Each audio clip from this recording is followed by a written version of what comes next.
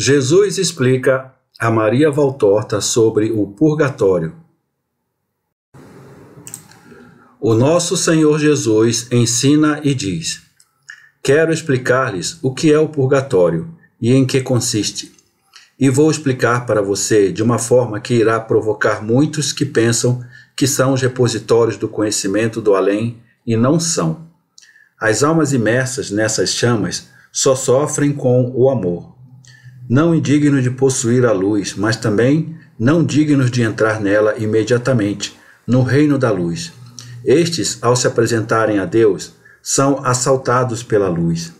É uma bem-aventurança breve e avançada, que os torna certos de sua salvação e cientes de como será sua eternidade, e informados sobre o que fizeram às suas almas, defraudando-as, privando-as, frustrando-as por anos da bendita possessão de Deus.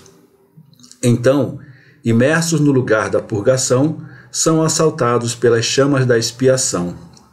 Quem fala do purgatório tem razão, mas onde eles não estão certos é em querer aplicar nomes diferentes a essas chamas.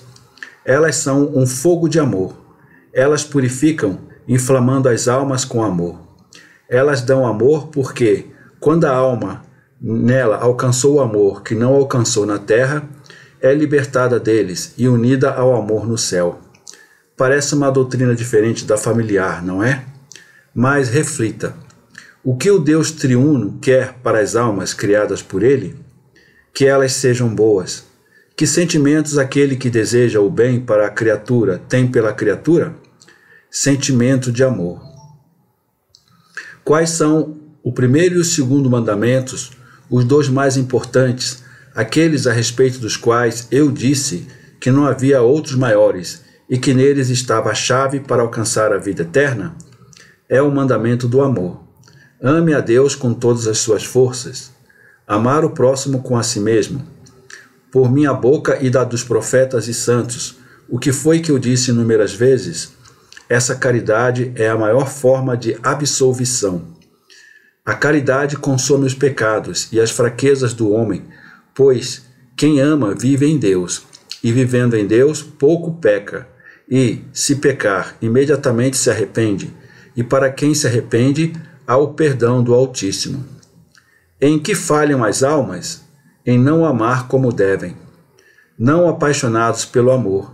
Se eles tivessem amado muito, eles teriam cometido poucos e leves pecados relacionados com a sua fraqueza e imperfeição, mas eles nunca teriam alcançado a obstinação consciente, mesmo no pecado venial. Elas teriam se esforçado para não entristecer o seu amor, e o amor, vendo a sua boa vontade, os teria absolvido até dos pecados veniais cometidos. Como é feita a reparação de um pecado, mesmo na terra? Por expiá-lo, e se é que dificilmente se pode fazê-lo, pelos meios pelos quais foi cometido. Com aquele que causou dano, restaurando o que ele tirou com arrogância. Com aquele que difamou, retratando a difamação, e assim por diante. Agora, se a pobre justiça humana quer isso, a santa justiça de Deus não quer? Sim, a santa justiça de Deus quer. E o que significa Deus usar para obter reparação? Deus mesmo, isto é, o amor, que exige ser amado. Este Deus a quem ofendeste, e que te ama paternalmente, e que quer unir-se às suas criaturas, te leva a obter esta união por meio dele. Tudo depende do amor, Maria Valtorta, exceto para os verdadeiros mortos, os condenados. Para esses mortos, o amor também está morto. Mas para os três reinos, o mais pesado, a terra, aquele em que o peso da matéria é abolido, mas não da alma, que está oprimida pelo pecado. Purgatório é finalmente aquele lugar em que os habitantes compartilham com seu Pai a natureza espiritual que os liberta de todos os obstáculos. O motor é o amor. É amando na terra que você trabalha para o céu. É amando no purgatório que você conquista o céu, que em vida você não foi capaz de merecer. É amando no paraíso que você desfruta do paraíso. Quando uma alma está no purgatório, ela não faz nada além de amar, refletir e se arrepender na luz do amor, que por sua causa acendeu aquelas chamas, que já são Deus, mas que dela ocultam Deus para seu castigo. Este é o tormento. A alma lembra a visão de Deus recebida no julgamento privado. Traz consigo essa memória. E visto que ter apenas um vislumbre de Deus é uma alegria que supera todas as coisas criadas, a alma está ansiosa para experimentar essa alegria novamente. Aquela memória de Deus e aquele raio de luz que a assaltou em seu aparecimento diante de Deus fazem a alma ver o verdadeiro significado das faltas cometidas contra seu bem. E este ver, junto com o pensamento de que, por causa dessas faltas, ela se privou voluntariamente da posse do céu e da união com Deus, por anos ou séculos, constitui sua aflição purgativa. O amor e a certeza de ter ofendido o amor é o tormento de quem está sendo purgado. Quanto mais uma alma falha na vida, mais é como se ela estivesse cega por cataratas espirituais, que tornam mais difícil conhecer e alcançar aquele arrependimento amoroso perfeito, que é o primeiro fator para a sua purificação e entrada no reino de Deus. Quanto mais uma alma a oprime com o pecado, mais o amor pesa em sua vida, tornando você lento. Ao ser purificado pelo poder do amor, acelera-se a sua ressurreição para o amor e, consequentemente, a sua conquista do amor, que se completa no momento em que, com o fim da expiação e o alcance da perfeição do amor, é admitido para a cidade de Deus. É necessário rezar muito para que essas almas que sofrem para alcançar a alegria sejam rápidas em alcançar o amor perfeito que as absolve e as une a mim. Suas orações e seus atos de intercessão são como muitos aumentos no fogo amoroso. Elas aumentam a queima, mas, ó, bendito tormento, elas também aumentam a capacidade de amar. Elas aceleram o processo de purgação. Elas elevam as almas imersas naquele fogo a graus cada vez mais altos. Elas os carregam até o limiar da luz. Elas abrem os portões para a luz finalmente e introduzem a alma no céu. A cada uma destas operações, provocadas pela tua caridade para com aqueles que te precederam na segunda vida, corresponde um salto na caridade para ti. A caridade de Deus que te agradece por prover aos seus filhos que sofrem, e a caridade dos aflitos que te agradece por trabalhares para os introduzir na alegria de Deus. Nunca seus entes queridos te amam tanto quanto depois da morte terrena, pois o amor deles agora está infundido com a luz de Deus, e nesta luz eles entendem como você os ama e como eles deveriam tê-lo amado. Eles não podem mais dizer a você palavras que pedem perdão e dão amor, mas eles dizem isso a mim por você, e eu levo para você estas palavras de seus mortos, que agora podem ver e amar você como deveriam. Eu os levo a você junto com seu pedido de amor e sua bênção. Bênção já válida desde o purgatório, pois já está infundida com a inflamada caridade que os queima e os purifica. Perfeitamente válido mais tarde, a partir do momento em que, libertos, eles venham ao seu encontro no umbral da vida, ou reencontre-se com você, se já os precedeu no reino do amor. Confie em mim, filhos. Eu trabalho para você e para aqueles que você mais ama. Alivie seu espírito. Eu vim para te dar alegria. Confie em mim, filhos do meu amor. É por isso que digo que o purgatório nada mais é do que o sofrimento do amor. Vou retomar a minha explicação sobre as almas levadas para o purgatório. O nosso Senhor Jesus ensina e diz: não importa se você entendeu o significado completo de minhas palavras. Estas são páginas para todos, pois todos têm alguns entes queridos no purgatório, e quase todos, com a vida que levam, estão destinados a parar naquela habitação. Para o primeiro e o último, continuarei assim. Eu disse que as almas purgadas só sofrem por amor e expiam com o amor. Aqui estão as razões para este sistema de expiação. Se vocês, homens irrefletidos, considerarem cuidadosamente minha lei em seus conselhos e mandamentos, verão que ela depende inteiramente do amor. Amor a Deus, amor ao próximo.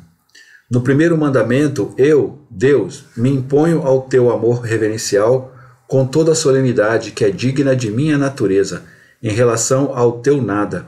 Eu sou o Senhor teu Deus. Vocês se esquecem disso com muita frequência, ó homens que pensam que são deuses, e, a menos que tenham um espírito vivificado pela graça em vocês, vocês não são nada, além de pó e putrefação, animais que unem a animalidade, a astúcia da inteligência possuída pela besta, que o faz fazer as obras das bestas, piores do que as das bestas, as obras dos demônios. Digam a vocês mesmos de manhã e à noite.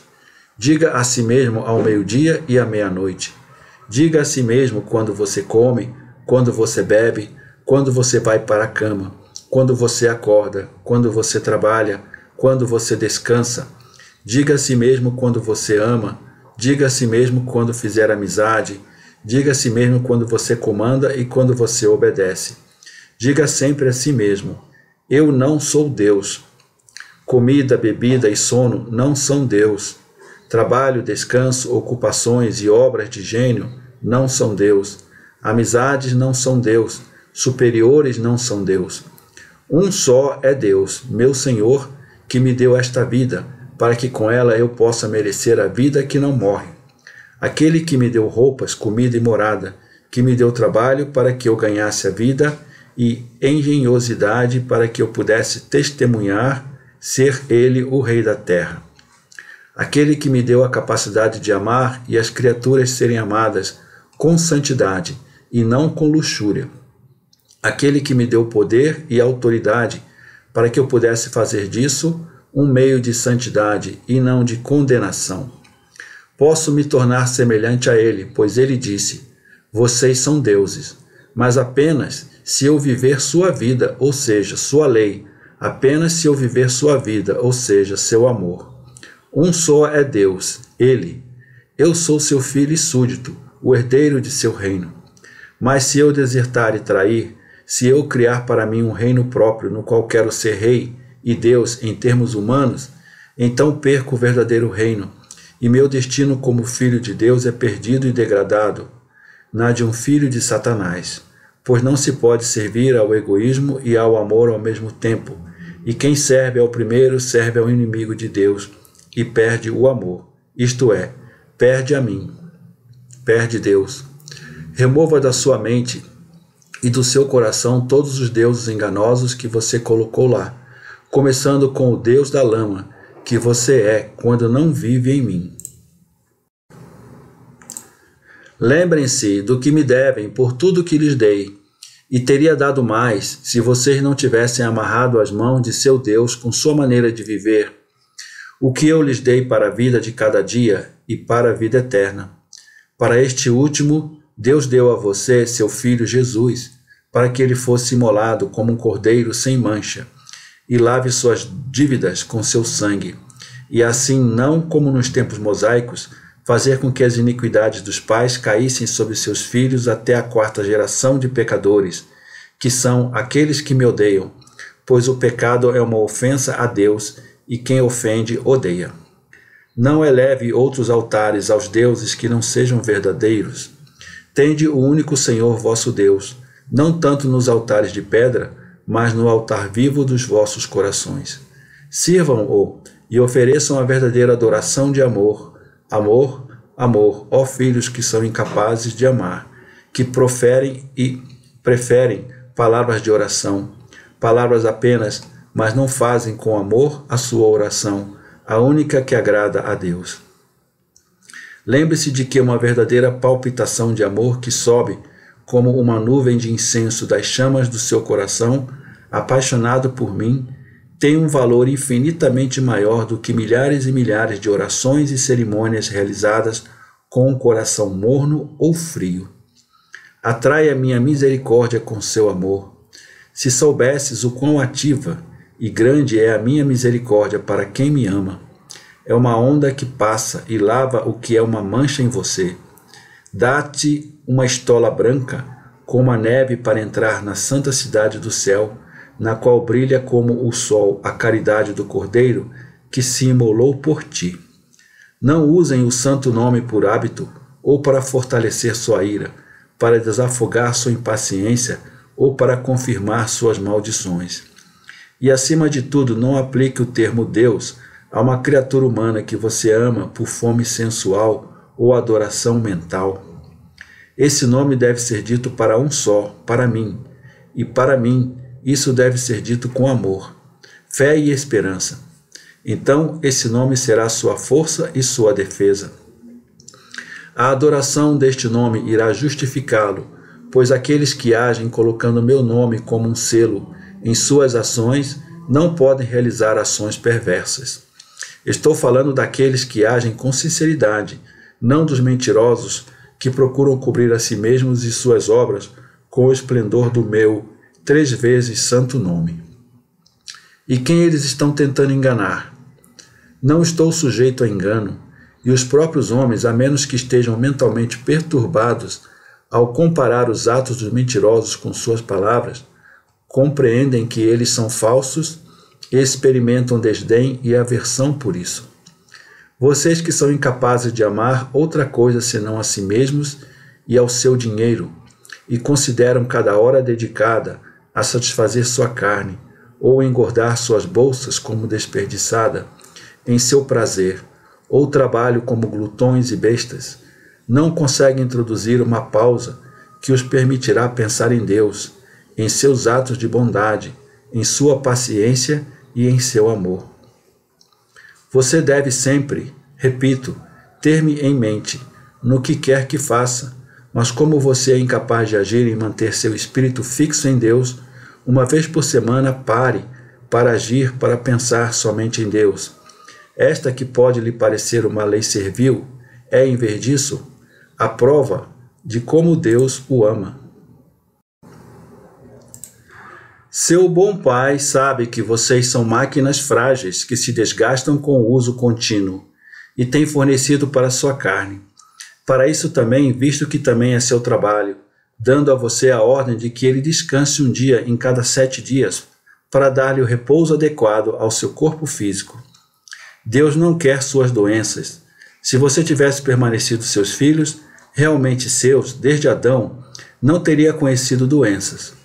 Estas doenças são o fruto de seus atos de desobediência a Deus, junto com a dor e a morte. E como um canteiro de cogumelos, eles surgiram e se ergueram sobre as raízes da desobediência inicial, a de Adão, e brotaram uma da outra, uma cadeia trágica do germe que permaneceu em seus corações, do veneno da maldita serpente, que dá a você febres de luxúria, avareza, gula, preguiça e formas censuráveis de imprudência. E é a imprudência censurável querer forçar o seu ser a um trabalho constante pelo ganho, como também é querer o gozo excessivo do paladar, ou dos sentidos por não se contentar com a comida necessária à vida e a companhia necessária à continuação das espécies, mas saciando-se além da medida como animais dos pântanos e exaurindo-se como, ao contrário, não como animais selvagens, que não são semelhantes, mas superiores a vocês em acasalamento, eles, os animais que vão em obediência às leis da ordem.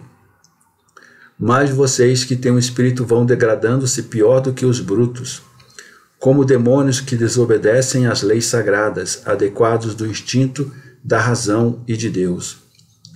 Você corrompeu seu instinto e agora ele o leva a preferir refeições corruptas, formadas por luxúrias nas quais você profana seus corpos, profana meu evangelho e profana suas almas, minha obra-prima. E você mata vidas embrionárias no aborto, negando-lhes vida, pois você as suprime antes de seu tempo, voluntariamente ou por meio de suas lepras, que são veneno letal para vidas nascentes. Quantas almas existem para as quais seu apetite sensual e sexual chama do céu, e para as quais você fecha os portões da vida? Você mata. Quantos são aqueles que mal chegam ao termo e nascem morrendo, ou já mortos, que você barrou do céu, matando-o? Quantos são aqueles a quem impõe um peso de dor que nem sempre podem suportar, com uma existência doente marcada por doenças dolorosas e vergonhosas? Quantos são os que não resistem a este tipo de martírio, não desejado, mas fixado por ti como um tição sobre a carne, que geraste sem refletir, que quando alguém está corrompido como um túmulo cheio de putrefação, já não é lícito gerar filhos para condená-los à dor e ao ódio da sociedade? Quantos são aqueles que, incapazes de resistir a este destino, suicidam-se? Mas o que você acha? Que vou condená-los por esse crime deles contra Deus, a eles próprios? Não. Diante deles, que pecam contra dois, estão vocês, que pecam contra três, contra Deus, contra vocês mesmos e contra os inocentes que vocês geraram para levá-los ao desespero. Considere isso com cuidado. Deus é justo, e se o pecado tem peso, as causas do pecado também têm. E neste caso, o peso do pecado alivia a condenação do suicida, mas agrava a condenação de vocês, verdadeiros assassinos de seus filhos desesperados. Naquele dia de descanso que Deus colocou na semana, e Deus deu o seu exemplo de descanso, considere: Deus, o agente infinito, o gerador que de si mesmo se gera continuamente. Deus mostrou a você a necessidade de descanso. Deus fez isso por você, para ser seu professor na vida. E vocês, potências insignificantes, não querem levar isso em conta, quase como se fossem mais poderosos do que Deus? Naquele dia de descanso para a sua carne que se quebra pelo cansaço excessivo, procurem ocupar-se com os direitos e deveres da alma, os direitos para a verdadeira vida. A alma morre se for mantida separada de Deus. Dê o domingo às suas almas, já que você não pode fazer isso todos os dias e todas as horas, para que no domingo a alma se alimente da palavra de Deus, para ter vitalidade e força nos outros dias de trabalho. O descanso é tão doce na casa de seu pai para um filho que trabalha e se manteve distante por uma semana inteira. E por que você não dá essa doçura à sua alma? Por que você mancha este dia com comida, bebida e luxúria em excesso, em vez de torná-lo uma luz clara para sua bem-aventurança agora e depois? E depois do amor por aquele que te criou, amor por aqueles que te geraram e por aqueles que são teus irmãos e irmãs. Se Deus é caridade, como você pode dizer que está em Deus se não busca se assemelhar a Ele na caridade? E você pode dizer que se assemelha a Deus se ama apenas a Ele e não os outros criados por Ele? Sim, Deus deve ser amado mais do que todos os outros, mas aqueles que desprezam amar aqueles que Deus ama, não pode dizer que amam a Deus. Ame, pois, em primeiro lugar, aqueles que, porque te geraram, são os segundos criadores do teu ser na terra. O supremo Criador é o Senhor Deus, que forma suas almas, e mestre como Ele é da vida e da morte, permite que você entre na vida, no mundo físico. Mas os segundos criadores são aqueles que fazem uma única nova carne de 2 corpos e 2 sangues, um novo Filho de Deus, um novo futuro habitante dos céus. Uma vez que é para os céus que você foi criado, uma vez que é para os céus que você deve viver na terra. Oh, a dignidade sublime do pai e da mãe, um santo episcopado. Falo com palavras ousadas, mas verdadeiras, que consagra novos servos a Deus, com o crisma do amor conjugal. Lava-os com as lágrimas da mãe, veste-os com a obra do pai, e os torna portadores da luz, infundindo o conhecimento de Deus nas mentes das crianças e o amor de Deus nos corações inocentes. Na verdade, eu digo a você que os pais são apenas ligeiramente inferiores a Deus, apenas por causa do fato de terem criado um novo Adão. Mas, além disso, quando os pais são capazes de fazer do novo Adão um novo pequeno Cristo, então sua dignidade é apenas um grau inferior à do eterno. Ame seu pai e sua mãe, então. Esta manifestação dupla de Deus, que o amor conjugal se transforma em uma unidade, com um amor inferior apenas ao amor que você deve ter pelo Senhor seu Deus. Ame esta manifestação porque sua dignidade e obras são as mais semelhantes às de Deus em relação a você. Esses pais são seus criadores terrenos, e tudo em você deve venerá-los como tal. E amem seus filhos, ó pais. Lembre-se de que a todos deve corresponder um direito, e que se é dever de seus filhos ver em você a maior dignidade depois de Deus, e dar-lhe maior amor depois daquele amor total que deve ser dado a Deus, você tem o dever de ser perfeito para não diminuir a concepção e o amor de seus filhos por você. Lembre-se de que gerar carne é muito, mas ao mesmo tempo nada. Os animais também geram carne e muitas vezes cuidam dela melhor do que você. Mas você gera um cidadão dos céus. Você deve estar preocupado com isso. Não apague a luz na alma de seus filhos. Não permita que a pérola da alma de seus filhos se acostume com a lama. Dê amor, santo amor, a seus filhos e não tolo cuidado com a beleza física e educação e cultura humana. Não. É a beleza de suas almas, a educação de seus espíritos que você deve cuidar. A vida dos pais é um sacrifício, assim como a dos padres e professores convictos de sua missão. Todos os três grupos são moldadores daquilo que não morre, o espírito ou a psique, se preferir. E visto que o espírito está em relação à carne, na proporção de 1000:1, considere o grau de perfeição do qual os pais, professores e sacerdotes devem tirar para serem verdadeiramente como deveriam. Eu digo perfeição. Formação não é suficiente. Eles devem formar os outros, mas para formá-los, não como os deformados. Eles devem modelá-los segundo um modelo perfeito. E como eles podem reivindicar se eles próprios são imperfeitos? E como podem se tornar perfeitos se não se modelam segundo o perfeito que é Deus? E o que pode tornar o homem capaz de se modelar segundo Deus? Amor, sempre amor. Você é ferro bruto e disforme. O amor é a fornalha que purifica você e derrete e liquefaz você para fluir por veias sobrenaturais na forma de Deus. Então vocês serão os moldadores dos outros, quando vocês se moldarem segundo a perfeição de Deus. Os filhos geralmente representam o fracasso espiritual dos pais. Por meio dos filhos, o valor dos pais é visto. Pois, se é verdade que as crianças depravadas às vezes nascem de pais santos, esta é a exceção. Geralmente, pelo menos um dos pais não é santo, e como é mais fácil para você copiar o mal do que o bem, a criança copia o menos bom. Também é verdade que às vezes uma criança sagrada nasce de pais depravados, mas aqui também é improvável que ambos os pais sejam depravados. Por uma lei de compensação, o melhor dos dois é bom para ambos, e com orações, lágrimas e palavras, faz o trabalho de ambos em moldar a criança para o céu.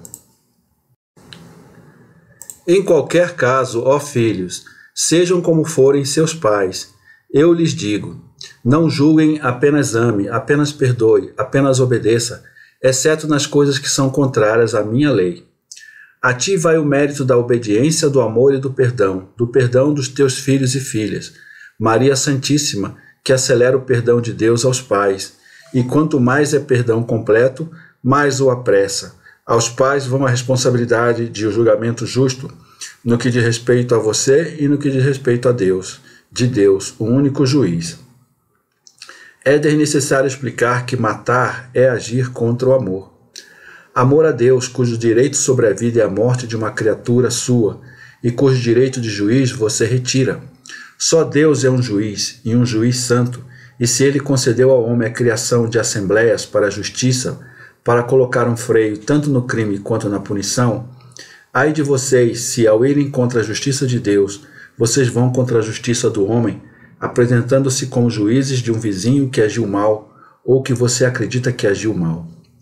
Considerem, ó pobres filhos e filhas, que as ofensas e a dor perturbam a mente e o coração, e que a própria ira e dor colocam um véu sobre a sua visão intelectual, um véu que obstrui a sua visão da verdade autêntica e da caridade, conforme Deus apresenta a você, para que por meio dela possais governar a vossa indignação, quando justa, e não transformá-la em injustiça por uma condenação excessivamente dura.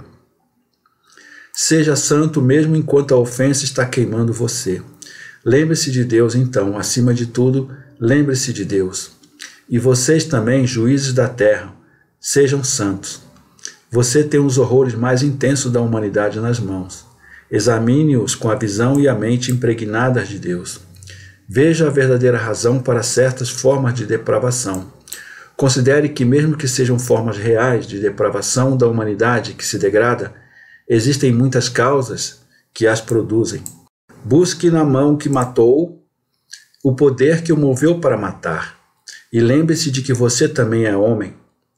Pergunte a si mesmo se você, se traído, abandonado e provocado, teria sido melhor do que o homem ou a mulher antes de proferir a sentença. Ao se examinarem severamente, considerem se nenhuma mulher pode acusá-los de serem os verdadeiros assassinos da criança que ela reprimiu, porque, após a hora de alegria, a hora do sexo, vocês dois se retiraram de seu compromisso de honra. E se você puder fazer isso, também seja severo. Mas, se depois de ter pecado contra o filho nascido do seu engano e da sua luxúria, você ainda quer obter o perdão daquele que não se engana e não perde a memória depois de anos e anos de vida correta, depois daquele ato incorreto que não queria reparar, ou depois daquele crime que provocou, pelo menos ser ativo na prevenção do mal, especialmente onde a irresponsabilidade feminina e um ambiente miserável predispõem as pessoas ao vício e ao infanticídio. Lembrem-se, ó homens, que eu, o puro, não recusei redimir as mulheres sem honra. E em lugar da honra que elas não tinham mais, fiz com que a flor viva do arrependimento redentor se levantasse em seus espíritos como uma flor do solo profanado. Eu dei meu amor misericordioso às pobres infelizes que um chamado amor havia prostrado na lama. Meu verdadeiro amor as salvou da luxúria que o chamado amor havia injetado nelas, o falso amor. Se eu as tive amaldiçoado e fugido, as teria perdido para sempre. Também as amei por causa do mundo que, depois de as ter desfrutado, as cobre de desprezo hipócrita e de desdém mentiroso. No lugar das carícias do pecado, eu as acariciei com a pureza do meu olhar. No lugar das palavras de delírio, tive palavras de amor para elas. No lugar do dinheiro, o preço vergonhoso de seu beijo, dei as riquezas da minha verdade. Assim se agem, homens, para tirar do lodo quem afunda no lodo, e não se joga os braços em volta de seus pescoços para morrer junto, ou atira pedras para fazê-los afundar ainda mais. É amor, é sempre o amor que salva. Já falei sobre o que é pecado contra o adultério por amor e não o repetirei, pelo menos por enquanto. Há tanto a dizer sobre essa regurgitação da animalidade, tanto que vocês nem mesmo entenderiam, pois se orgulham de serem traidores do lar, que, por misericórdia de minha pequena discípula, ficarei calado. Não quero esgotar as forças da criatura extenuada e perturbar seu espírito com formas de crueldade humana, pois agora perto do objetivo, ela pensa apenas no céu. Aqueles que roubam, obviamente, agem contra o amor. Se lembrassem de não fazer aos outros o que não gostariam que fizessem a eles, e se amassem os outros como a si mesmos, não retirariam com violência e engano o que pertence ao próximo. Não iriam, portanto, contra o amor, como pelo contrário fazem quando cometem furtos que podem envolver mercadorias, dinheiros ou emprego. Quantos roubos você comete roubando o emprego de um amigo, uma invenção de um companheiro? Vocês são ladrões, ladrões 3 vezes ao fazer isso. Você é ainda mais do que se roubasse uma carteira ou uma joia, pois sem elas ainda se pode viver, mas sem o emprego remunerado, morre-se, e a família do homem cujo emprego foi roubado morre de fome com ele. Eu lhe dei um discurso como um sinal de elevação sobre todos os outros animais da terra. Você deve, portanto, me amar pela palavra, meu presente. Mas posso dizer que você me ama pela fala quando faz desse presente do céu uma arma para arruinar seu vizinho com um juramento falso? Não, você não ama a mim nem ao seu próximo quando afirma o que é falso, mas ao contrário, você nos odeia. Você não pensa que a palavra mata não apenas a carne, mas a reputação de um homem? Quem mata odeia, quem odeia não ama. A inveja não é caridade, é anticaridade. Quem deseja imoderadamente as posses dos outros é invejoso e não ama. Esteja contente com o que você tem. Considere que sob a aparência de alegria muitas vezes há tristezas que Deus vê e que são poupadas a você, aparentemente menos felizes do que aqueles que você inveja. Pois se além disso o objeto desejado é a esposa ou marido de outra pessoa, entenda então que você junta o pecado da luxúria e do adultério ao da inveja. Você, portanto, comete uma ofensa tripla contra a caridade de Deus e seu próximo. Como você vê, se você viola o decálogo, você viola o amor. E assim é com os conselhos que dei a vocês, que são a flor da planta da caridade. Agora, se ao violar a lei você violar o amor, é óbvio que o pecado é um ato contra o amor, e portanto deve ser expiado com amor. Você deve me dar o amor que você não foi capaz de me dar na terra, no purgatório. É por isso que digo que o purgatório nada mais é do que o sofrimento do amor. Ao longo de suas vidas, vocês pouco amaram a Deus em sua lei. Você lançou o pensamento em Deus para trás. Você tem vivido amando a todos e não amando a Deus. É certo que, não tendo merecido o inferno e não tendo merecido o paraíso, você deva merecê-lo agora, tornando-se inflamado pela caridade ardente porque foi morno na terra. É certo que você deseja milhares e milhares de horas de expiação no amor, o que você deixou de desejar milhares e milhares de vezes na terra: Deus. Deus deve ser a meta suprema das inteligências criadas. Cada vez que você deu as costas ao amor, correspondem anos e séculos de saudade amorosa. Anos ou séculos de acordo com a gravidade do seu pecado. Agora, tornados certos de Deus, e você ciente da beleza suprema de Deus, por aquele encontro fugaz do primeiro juízo, o juízo particular após a morte física, cuja memória te acompanha para tornar mais intenso o desejo de amor. Tu anseias por Deus, chora sua ausência, lamenta e arrepende-se de ter sido você mesmo a causa desta ausência, e cada vez mais se torne capaz de ser penetrado pela caridade naquele fogo intenso para o seu bem supremo. Quando os méritos de Cristo, pelas orações dos vivos que te amam, são lançados como essências ardentes no fogo sagrado do purgatório, a incandescência do amor penetra você com mais força e interiormente, e em meio ao brilho das chamas, a memória de Deus, vista naquele instante do julgamento particular, torna-se cada vez mais luminosa para você. Como na vida na terra, quanto mais o amor cresce, mais fino se torna o véu que esconde a divindade dos vivos, da mesma forma no segundo reino. Quanto mais purificação e, portanto, o amor cresce, mais perto e mais visível a face de Deus se torna. E Deus já brilha e sorri em meio ao lampejo do fogo sagrado. É como um sol se aproximando cada vez mais, e sua luz e calor anulam cada vez mais a luz e o calor do fogo purgativo, até que, passando do fogo do tormento merecido e abençoado para o fogo refrescante, conquistado e glorioso da posse de Deus, você vai de resplendor em resplendor, de luz em luminosidade, e sobe para ser luz e resplandecer nele, o sol eterno, como uma centelha absorvida por uma pira e uma lâmpada lançada no fogo. Ó alegria das alegrias! Quando vocês se encontrarem elevados à minha glória, tendo passado daquele reino de expectativa para o reino do triunfo. Ó conhecimento perfeito do amor perfeito! Este conhecimento, ó Maria, é um mistério que a mente pode conhecer pela vontade de Deus, mas não pode descrever com palavras humanas. Acredite que vale a pena sofrer por uma vida inteira para possuí-la, começando na hora da morte. Acredite que não há maior caridade do que buscá-la com orações pelos entes queridos na terra e que agora estão iniciando a purgação com amor, a qual fecharam as portas de seus corações tantas vezes na vida. Coragem, bendito aquele a quem as verdades ocultas são reveladas. Prossiga, haja e levante-se, para você e para aqueles que você ama no futuro. Deixe o fio da sua vida ser consumido pelo amor. Derrame seu amor sobre o purgatório para abrir os portões do céu para aqueles que você ama. Bem-aventurado se és capaz de amar a ponto de queimar tudo o que é fraco e é pecado. Os serafins vêm ao encontro do espírito purificado pela imolação do amor e ensinam-lhe o eterno Sanctus a ser cantado aos pés do meu trono.